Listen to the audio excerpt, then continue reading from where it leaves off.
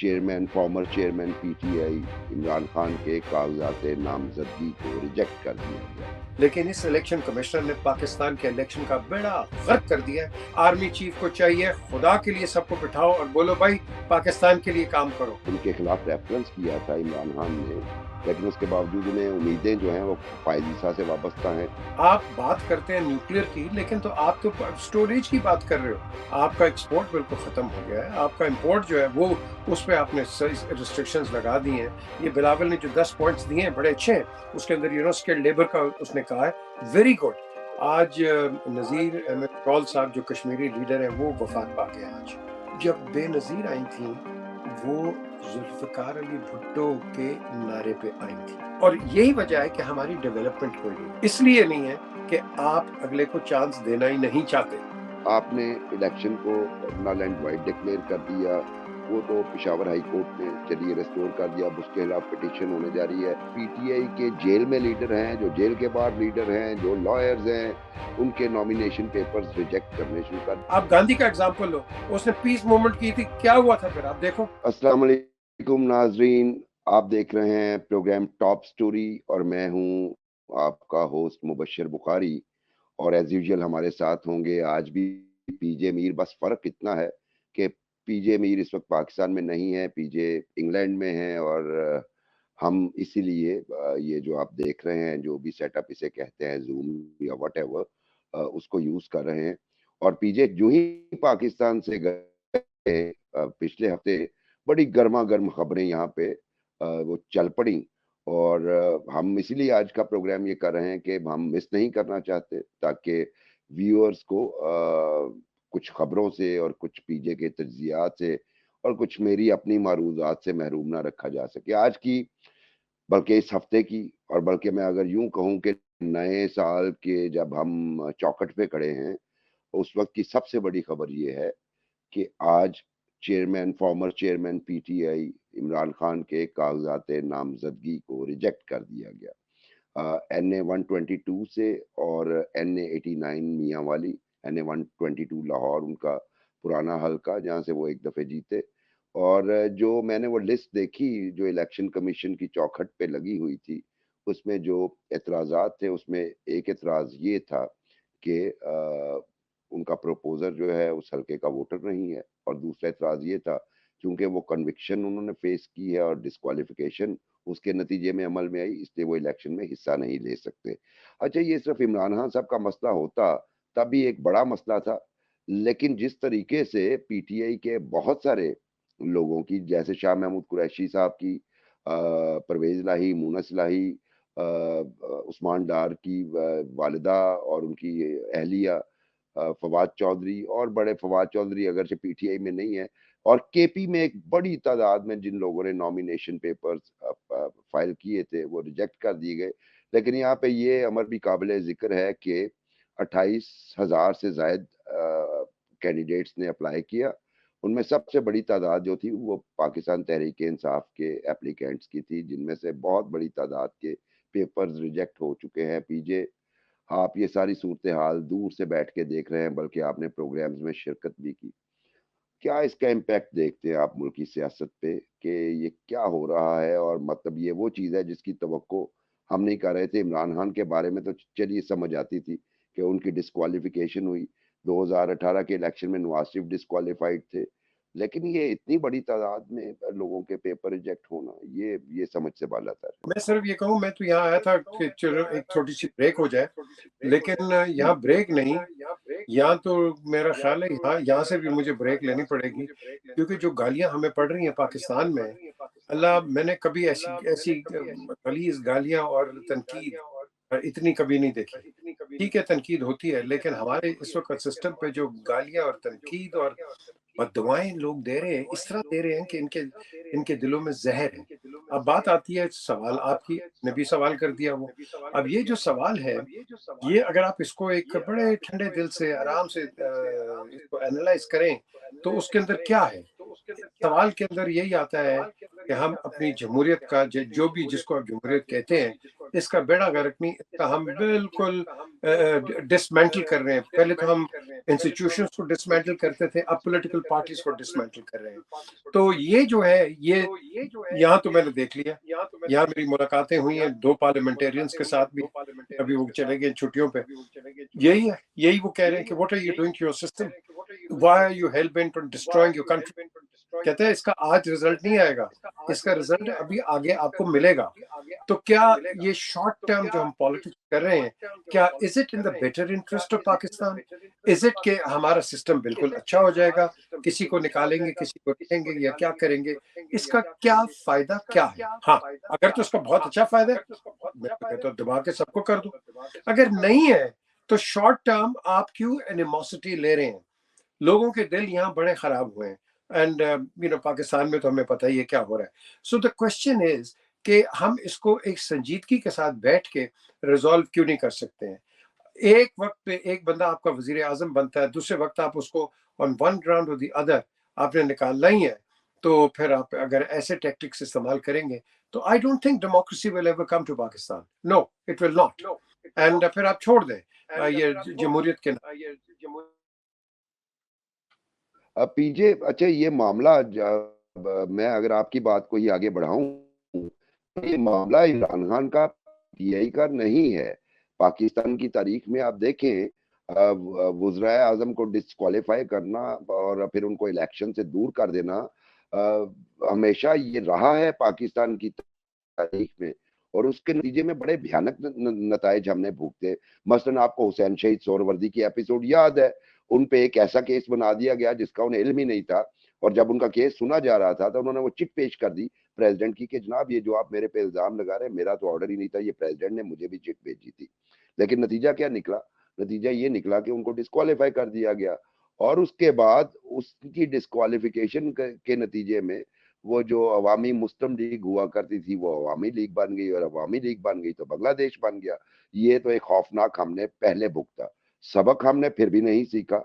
उसके बाद भी अगर आप देखें, 2002 का इलेक्शन वो इलेक्शन था जिसमें फॉर्मर प्राइम मिनिस्टर शहीद मोहतरमा बेनजीर भुट्टो, आसिफ जरदारी, शाहबाज शरीफ, नवाज शरीफ, ये लोग उसमें हिस्सा नहीं इन्होंने लिया। और उसके बाद 2008 के इलेक्शन में नवाज शरीफ ने हिस्सा नहीं लिया, और 2018 के इलेक्शन में नवाज शरीफ ने हिस्सा नहीं लिया, और अब इमरान खान। तो नतीजा क्या निकला? मुआशरे में पोलराइजेशन तो बढ़ रही है, लेकिन अदारे भी कमजोर हो रहे हैं। अब ये जो एक और भी मामला हुआ पीजे आपकी एब्सेंस में ही, जो ही आप रवाना हुए, वो ये हुआ कि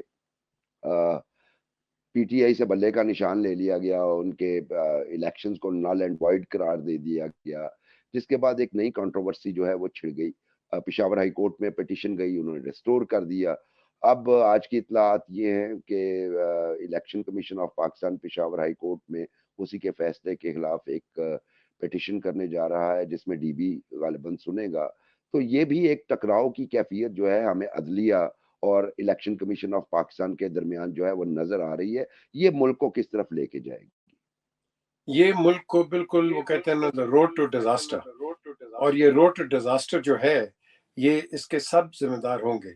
आज मुझे बताएं सबसे पहले कि ये जो ऑब्जेक्शन इतने लगा रहे हैं ये चीफ इलेक्शन कमिश्नर, जो कि मेरी नजर में सबसे बदतरीन किस्म के ये इलेक्शन कमिश्नर नजर आए, बदतरीन किस्म के। किसी से बात कर लो, किसी जज से बात कर लो, वो खुल के नहीं कोई बोलेगा। आप किसी फौजी से बात कर लो, वो भी नहीं बोलेगा। आप किसी बिजनेसमैन से बात करो, वो भी खुल के नहीं बोलेगा। लेकिन इस इलेक्शन कमिश्नर ने पाकिस्तान के इलेक्शन का बेड़ा गर्क कर दिया, and he will be seen as the darkest election commissioner in this country, darkest, honestly. And ऐसे इलेक्शन कमिश्नर को मैं समझता हूं कि इसको तो अकाउंटेबल करना पड़ेगा आपको। मैं तो उसके ऊपर केस करूंगा इंशाल्लाह। जब भी मुझे मौका मिला, I will put a petition against him for misuse, malpractice and destruction of our election system in Pakistan. यार, आप पाकिस्तान की आवाम की नब्ज पे खेल रहे हो, आपने बड़ा गर्क कर दिया है, और आप आपने एक टसल बना लिए, ईगो बना लिए। क्या आप are you a puppet on a string? Don't you been a former justice यार, खुदा के लिए। आई मीन कोई तो इंसान में गैरत होती है। आपने तो कुछ चीज मुझे नजर ही नहीं आ रही। मैं क्या बोल रहा हूँ? मैं तो अवाम की आवाज बोल रहा हूँ। आप चले जाएं पूरे अवाम के अंदर, आपके यही सेंटिमेंट्स हैं। तो द क्वेश्चन अराइजेस कि मैं समझता हूं अभी भी हम फेस सेविंग कर सकते हैं, डैमेज कंट्रोल कर सकते हैं। मुबशर के अगर हमारे चीफ ऑफ आर्मी स्टाफ आ जाएं, इनको सबको बिठाएं। अब कहेंगे जी फौज क्यों आए, और भाई तुम वैसे तो सीखते नहीं हो, वैसे तो ठीक होते नहीं हो। तो अगर आपके पास एक आदमी आ जाता है जो कि आपको ठीक करने की कोशिश करता है और फिर पीछे चला जाता है, what's the harm in that? There is no harm. हम डंडे से चलने वाले लोग हैं मेरे भाई, हम प्यार मोहब्बत के साथ चलने वाले नहीं है। ये इंडिकेटर आपको रोड पे भी मिल जाता है। तो जब ये इंडिकेटर मिल जाता है तो आपको नब्ज हमारी कौम की पता चल जाती है कि हम क्या कर रहे हैं। तो मैं समझता हूँ आज भी हमारे पास डैमेज कंट्रोल का मौका है। मुबशर, आर्मी चीफ को चाहिए खुदा के लिए सबको बिठाओ और बोलो भाई पाकिस्तान के लिए काम करो। ये अगर तुम पाकिस्तान के लिए नहीं काम कर रहे हो, मैं तुम्हें चांस दे रहा हूँ। अगर तुम नहीं किया तो then I will have no alternative. तो फिर दैट इज द रूट। फौज को कोई शौक नहीं है आने का, आप मजबूर करते हैं उनको लाने का। और जब आप मजबूर करते हैं, जब वो बैठ जाते हैं, फिर आपको जमहूरियत याद आ जाती है। जब वो नहीं आते हैं, फिर आपको फौज याद आ जाती है। तो मैं समझता हूँ मुबशर, हम न तीतर है न बटेर है, और एक ही सोल्यूशन है। जो मर्जी करे, किसी को अच्छा लगे बुरा लगे, लेकिन इस वक्त फौज को भी चाहिए ना तीतर ना बटेर, आप आ जाएं और इनको बिठा दें, इनको चांस दे दें, बिल्कुल इनको चांस दें कि भाई ये जितनी भी मैल प्रैक्टिसेस हो रही हैं, कभी कुछ सुप्रीम कोर्ट इधर कुछ कर रहा है, कभी इलेक्शन कमीशन कुछ कर रहा है, कभी लोकल बॉडीज का कोई मसला पड़ जाता है, कभी महंगाई का बढ़ता है, आप एक टीम बोलो जी, या तो फिर मैं टीम लेके आ रहा हूँ, फिर बाद में रोना मत। ये सोल्यूशन है ये, वरना 74 साल से हम यही बात कर रहे हैं। अब देखिए पीजे, ये आपके जज़्बात भी काबिल कदर हैं, लेकिन मेरे ख़्याल में आपको याद होगा कि उसमें जब 2013 के इलेक्शन में पीटीआई पार्लियामेंट से बाहर जाके बैठी थी और हलके खोलने का मुतालबा कर रही थी, तो सुप्रीम कोर्ट ऑफ पाकिस्तान दरमियान में उन्होंने कुशन दिया और एब्ज़ॉर्बर, शॉक एब्ज़ॉर्बर का रोल प्ले किया और तमाम पार्टीज़ को एक इस मकाम पे ले आई। अगरचे उस वक़्त भी फ़ौज की तरफ से मुझे अच्छी तरह याद पड़ता है और मैं और आप खुद भी बहुत सारी चीज़ों के विटनेस हैं कि फ़ौज उस वक़्त किस मूड में थी। जनरल राहील शरीफ थे। लेकिन वो जो शॉक एब्ज़ॉर्बर का रोल प्ले किया, गलत था, ठीक था, वो एक अलहदा बहस है, लेकिन बहरहाल उससे पार्लियामेंट भी सेव हो गई।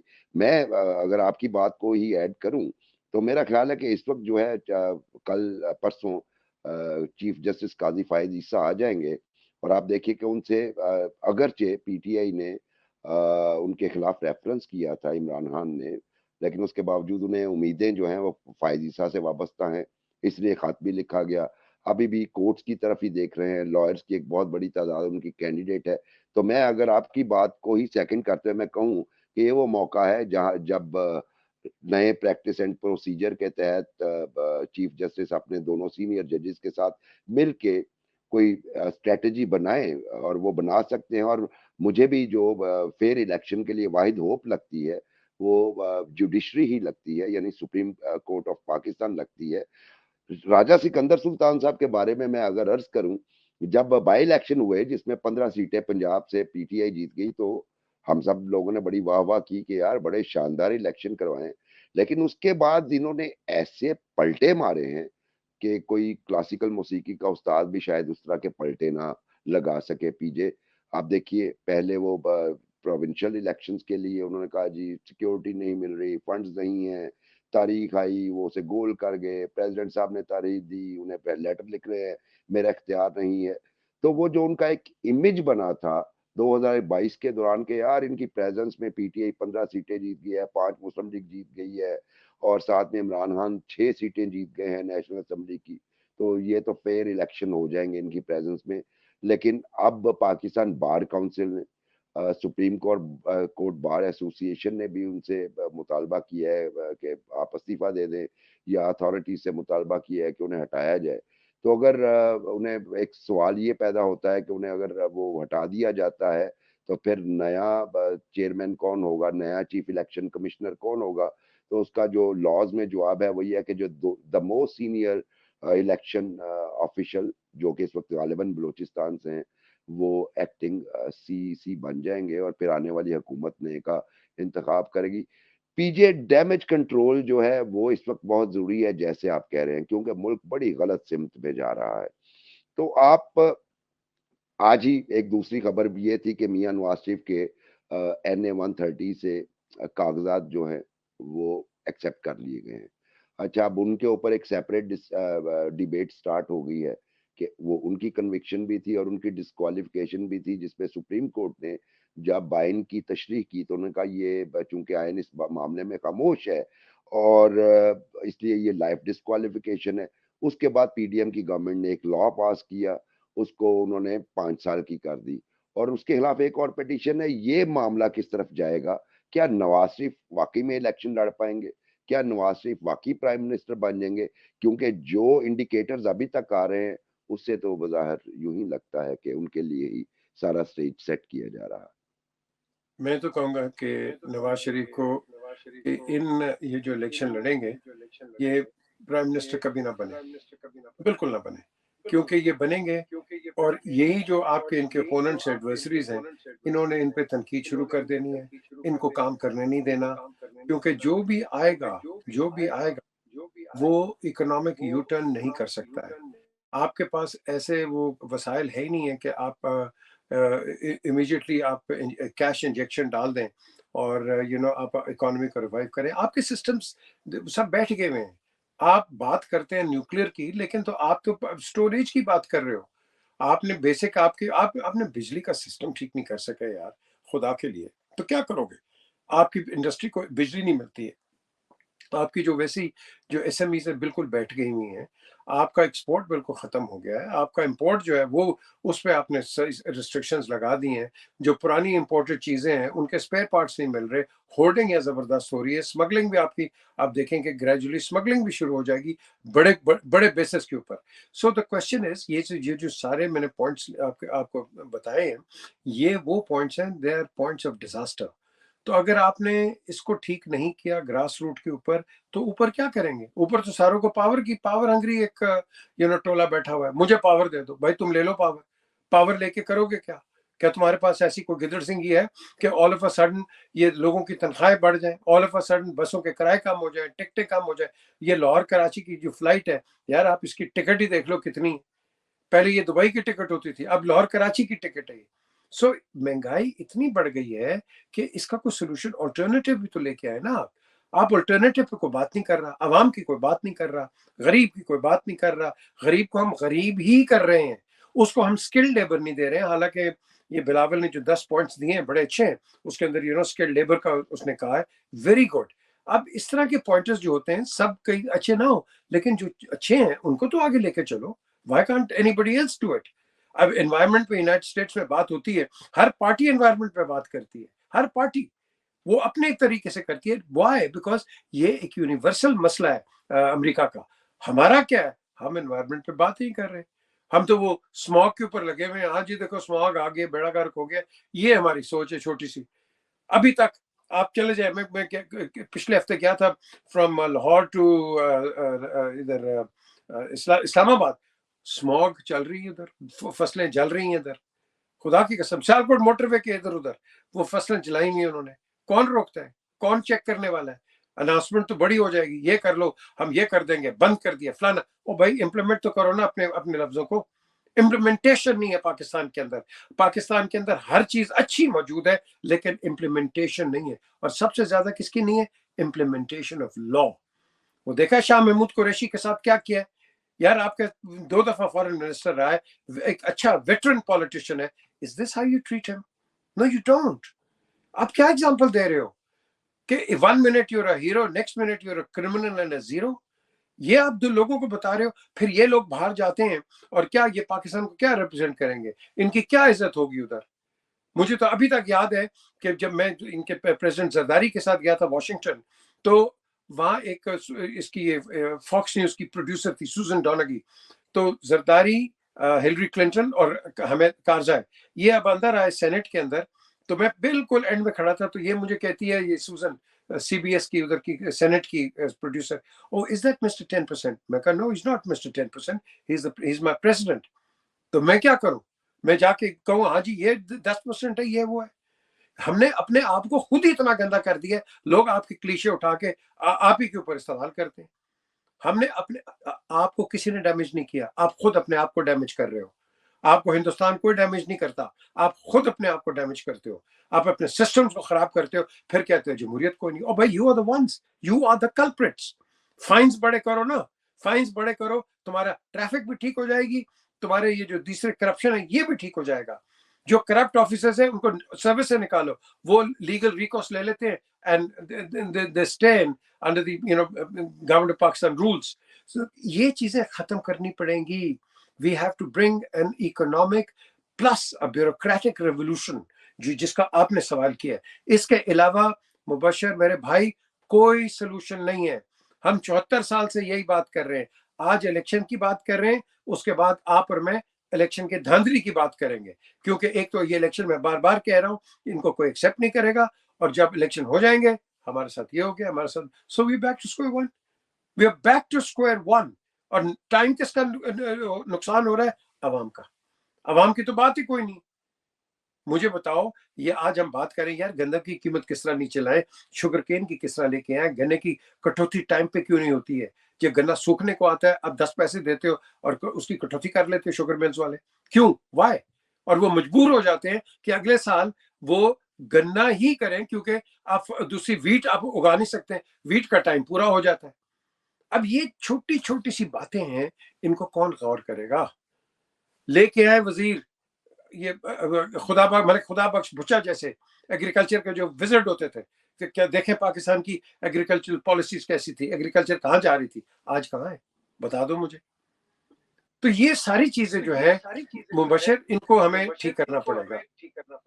आपने 3-4 बड़ी शानदार तारीखी रेफरेंसेस दिए, मलक खुदा बख्श भुट्टो साहब क्या शानदार प्रोविंशियल मिनिस्टर रहे और कितने अच्छे तरीके से एग्रीकल्चर उन्होंने चलाई। मैंने अफ़सोस कि मतलब मैं चूँकि पैदा देर से हुआ हूँ, उनका आखिरी दौर मैंने देखा। उसके साथ आपने मिस्टर आसिफ अली ज़रदारी की 10% की बात की, तो मैं वैसे ही चूँकि पीजे जो आप और मैं बोल रहे हैं रिकॉर्ड हो रहा है, शायद हम तारीख भी साथ-साथ रिकॉर्ड कर रहे हैं, जो आपने देखा, जो मैंने देखा। तो मुझे याद पड़ता है और आप इसकी तायीद करेंगे कि जिन साहब ने उनको 10% का नाम दिया था, वही साहब एक दफ़े उनके मोस्ट ट्रस्टेड गए और फिर वाशिंगटन में अहम पोस्ट पे वो रहे।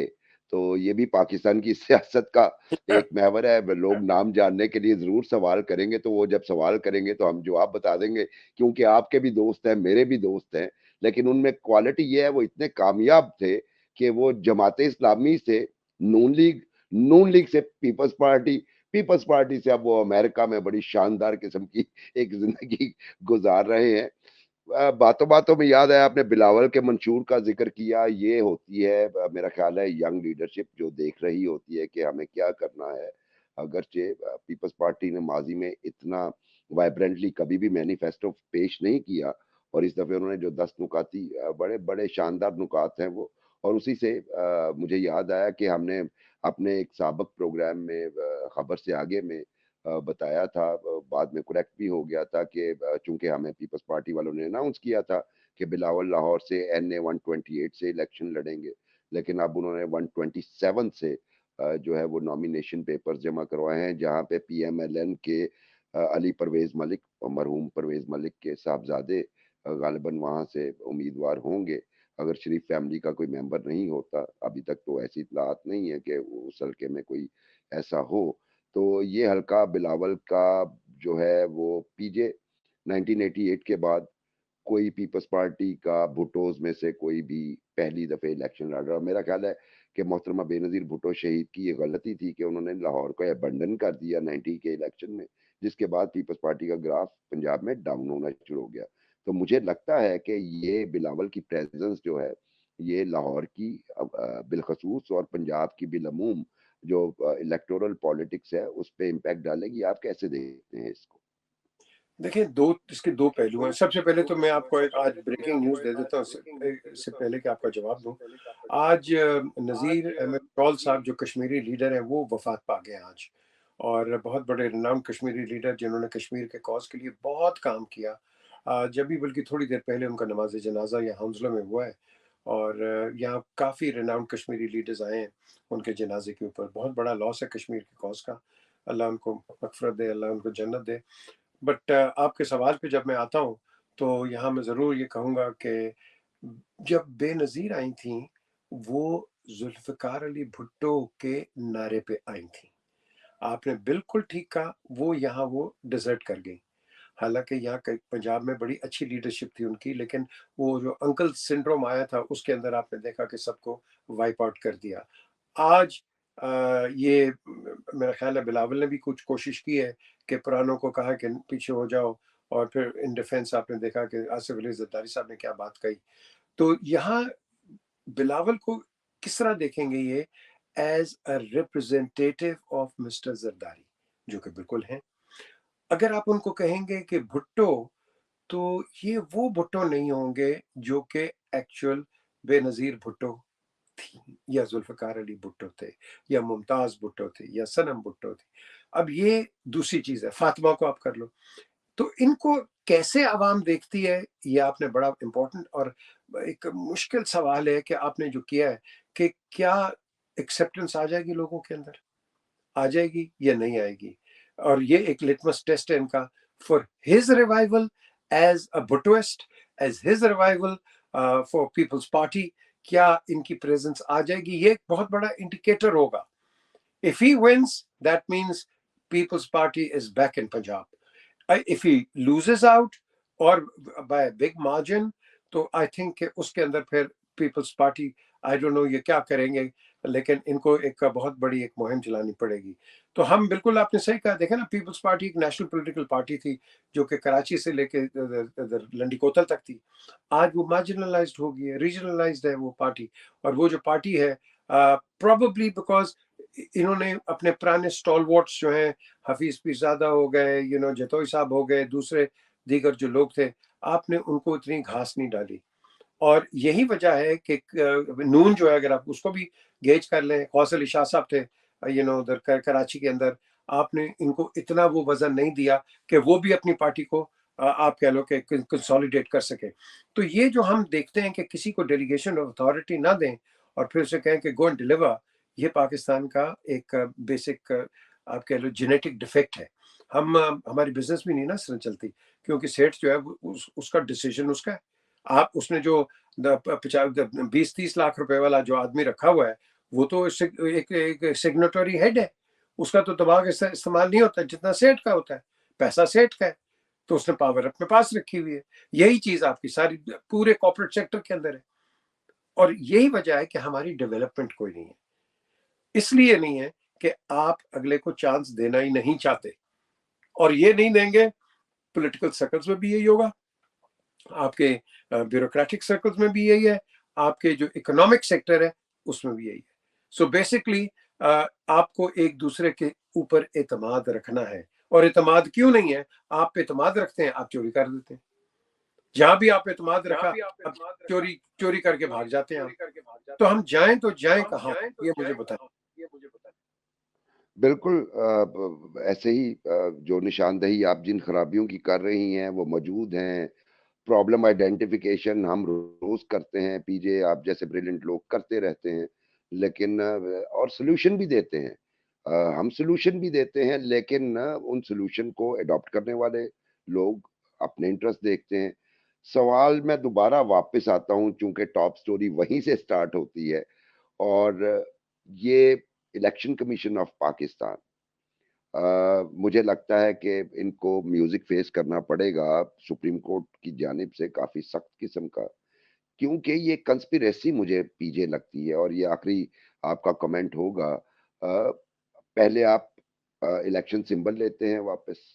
अकबर एस बाबर अगरचे पिटीशन लेके गए, और ये पहली प्रेसिडेंट थी जब चैलेंज किया किसी ने, लेकिन बाबर साहब की अपनी, अकबर एस बाबर की अपनी जो हैसियत थी पार्टी में नहीं थी, उनकी मेंबरशिप कैंसिल हो चुकी थी। आपने इलेक्शन को नल एंड वाइड डिक्लेयर कर दिया, वो तो पिशावर हाई कोर्ट ने चलिए रेस्टोर कर दिया, अब उसके खिलाफ पिटीशन होने जा रही है। मैं जाती तौर पे ये समझता हूँ वो भी उड़ जाएगी, और उड़ जानी चाहिए। उसके बाद आपने चलिए इमरान खान की डिस्क्वालिफिकेशन तो अपनी जगह है। आपने जो पीटीआई के जेल में लीडर हैं, जो जेल के बाहर लीडर हैं, जो लॉयर्स हैं, उनके नॉमिनेशन पेपर्स रिजेक्ट करने शुरू कर दिए, जिसका मतलब यह है कि आप इलेक्टोरल प्रोसेस के खिलाफ एक कंस्पिरेसी कर रहे हैं। आप इस सूरत हाल में इलेक्शन करवा भी लेते हैं, तो वो जिसका इज़हार जिस खौफ का हम करते रहे और पीजे ने किया कि इन इलेक्शन के नताइज को कौन तस्लीम करेगा, सड़कों पे होंगे लोग। जैसे कि वो एक इकोनॉमिस्ट की इंटेलिजेंस रिपोर्ट भी आई है इंटेलिजेंस यूनिट की। तो पीजे आप क्या कहते हैं ये मसलन इस सारी सूरत-ए-हाल में अब आइडियली इलेक्शन कमीशन को जो होश के नाखुन लेने हैं, वो नाखुन कैसे उगाएगा? सर, इनके नाखून ही काट लिए गए हैं, इन्होंने क्या उगाने? तो बेसिकली अगर आप आज देखें तो एक ही आपका तरीका है। मैं बार-बार इस पर रिट्रेट कर रहा हूँ, आप सही कहते हैं, हम जब सॉल्यूशन देते हैं कोई सुनता कोई नहीं है। आर्मी चीफ को मैं दोबारा बार-बार रिक्वेस्ट कर रहा हूँ, खुदा के लिए आप बैठ जाएँ, अपने जनरल्स को किसी को बिठा दें कि इन पॉलिटिशियंस को कहें देखो बड़ा गंद हो गया इस मुल्क के अंदर, ये इलेक्शन कमीशन क्या कर रहा है? अगर आपने ईमानदारी के इलेक्शन कराने हैं तो इसको खींचें, इस इलेक्शन कमिश्नर को। ये बन गया है खुदा। ये पहले कुछ करता है, फिर कुछ करता है, फिर पहले कहता है इलेक्शन नहीं हो सकते, हम करा नहीं सकते। अब करा रहे हो कि नहीं? क्या प्रॉब्लम है तुम्हें? पहले नहीं करा सकते थे तुम। तो द थिंग इज, ये डंडे से चलने वाले लोग हैं, ये प्यार मोहब्बत के साथ चलने वाले नहीं है। फौज को चाहिए प्लीज आप आके इनको सही तरह मॉनिटरिंग करें, पीछे रहे आप, बिल्कुल पीछे रहें, इनको काम करने दें, उल्टा करें आप, इनको इनको टांग दें, बिल्कुल टांग दें हम, क्योंकि फायदा किसको होगा? आपको नहीं होगा, अवाम को फायदा होगा जब आप ऐसे लोगों को टांगेंगे, क्योंकि अवाम के अंदर से ये कैंसरस ग्रोथ जो है ये खत्म होगी, और इस कैंसरस ग्रोथ के जिम्मेदार हम खुद हैं। क्यों? हमने कहा जी मिट्टी पाओ, मिट्टी पाओ, मिट्टी कब तक पाओ? ये मिट्टी खोद के फिर ऊपर आ जाते हैं। इनको तो मिट्टी भी हराम है। So the question here arises कि please we have to sit down and think about a country. यार हम बड़े खुशकिस्मत है, हमारे पास ये मुल्क है, बहुत खुशकिस्मत है। हम क्यों इसको तोड़ रहे हैं यार? क्यों उसको खराब कर रहे हैं? हम कर रहे हैं, बाहर का कोई नहीं कर रहा। ये आपस में जो आज मुबशर भाई आप मुझे बताओ, जितनी भी पॉलिटिकल टॉक शोज हो रहे हैं आज भी पहले भी, हम क्या डिस्कस कर रहे हैं? सिर्फ एक चीज, पॉलिटिकल फेलियर्स। ये हम डिस्कस कर रहे हैं। All around political failures are being discussed. कोई हम प्रोग्रेस की बात करते हैं वो तो हम करते ही नहीं। किसी के अच्छे काम की बात करते हैं वो करते ही नहीं है। बड़े बड़े अच्छे काम भी हुए लेकिन हमारे पास उसके लिए टाइम नहीं है। हमारे पास टाइम है, इसको अंदर करना है, उसको बाहर निकालना है, उसको अंदर करना है, इसको 6 साल बिल्कुल ही फारिग कर दो। ये है हमारा आजकल पॉलिटिकल जो मैनूवरिंग हो रही है। खत्म कर दो, खत्म कर दो, for the sake of the country खत्म कर दो। ये नहीं चलेगा इस तरह। देखो ना, आप गांधी का एग्जाम्पल लो, उसने पीस मूवमेंट की थी, क्या हुआ था फिर? आप देखो रेजिस्टेंस मूवमेंट जो उसने की थी, आप मुझे बता दो। आप भी कर सकते हो, हम कर सकते हैं, हर चीज कर सकते हैं, स्वाय हमें कराने वाला कोई नहीं है। हम जब एयरपोर्टों पे जाते हैं, हम वो डंगरों की तरह अंदर जाते हैं, दूसरे मुल्क में उतरते हैं, लाइन में लग जाते हैं, पता नहीं वहां क्या गिदड़ सिंगी है, वो लाइन पे लगा लेते हैं बगैर कहे, बगैर कहे।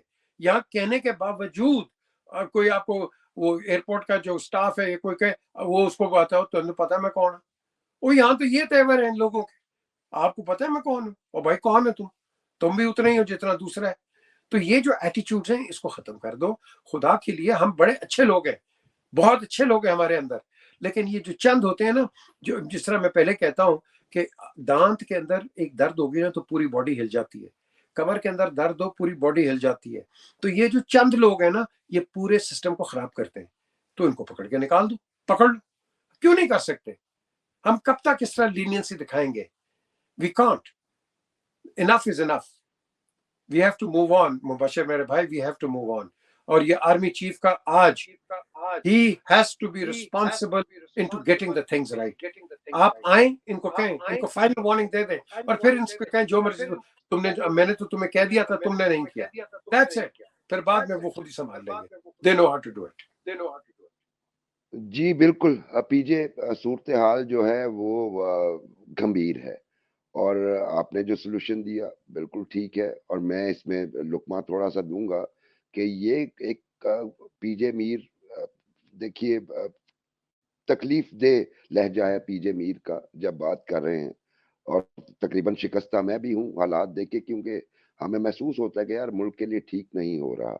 इसमें आर्मी चीफ़ समेत अदलिया हमारे जो चीफ़ जस्टिस ऑफ पाकिस्तान है और हमारी तमाम पॉलिटिकल पार्टीज़, इन सब की ये कलेक्टिव रिस्पॉन्सिबिलिटी बनती है कि ये जिस तरफ हम जा रहे हैं, खुदारा इसको इस का रास्ता रोकिए और मुल्क की बेहतरी के लिए पहले तो आप ये डिसाइड कर लीजिए कि आपको हाइब्रिड सिस्टम चाहिए, जमहूरियत चाहिए, नहीं चाहिए, जो भी चाहिए उस पे आप कंसेंसस कर लें और वो अडॉप्ट कर लीजिए।